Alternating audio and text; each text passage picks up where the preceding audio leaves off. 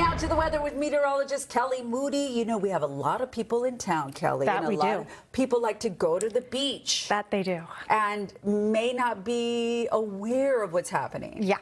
So here's how we're going to frame this.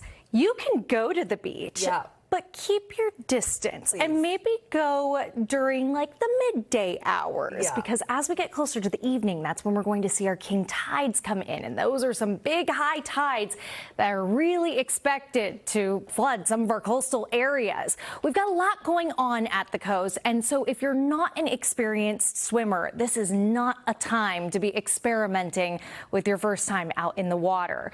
As we look ahead over the next couple of days, we are going to see continual high rip current risks. We have a moderate risk down toward Orange County beaches, but still, it's going to be strong. Surf heights for both are expected to be upwards of 3 feet, possibly even up to 6 feet.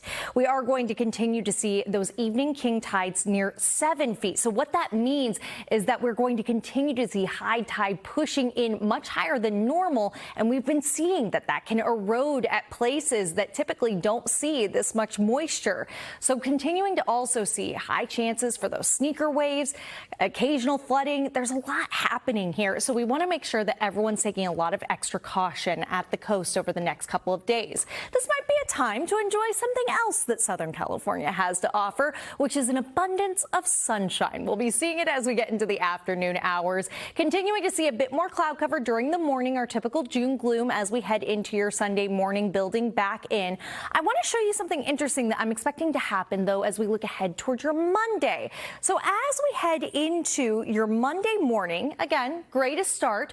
Watch what happens Monday afternoon up toward the Big Bear area. A little bit of extra cloud cover. Now, that seems like, okay, whatever, a little extra cloud cover, but it could come with a little bit of additional moisture. We're starting to get into the time of year where we see some of those cumulus clouds gathering around our mountain areas, and that could come with the extra little boost of subtropical moisture with the occasional passing quick shower, maybe even a thunderstorm. So that's something we'll be talking about in the days to come. As far as temperatures go, we've got low 80s over the next couple of days into your Tuesday.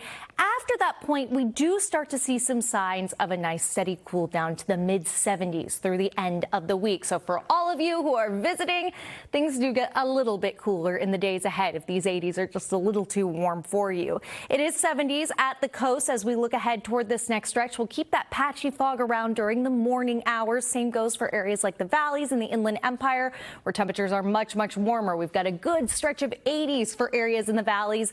A little bit of a mix of upper 80s and low 90s over the next several days for the Inland Empire. In the high desert, we've got upper 90s, a couple days where we could see even some low triple digits.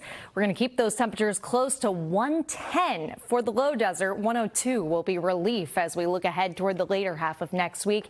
And in our mountain communities, continuing to see a little bit of extra heat with those 80s. We'll be monitoring for any possible chances of a quick passing shower for some of those mountain areas. Michelle?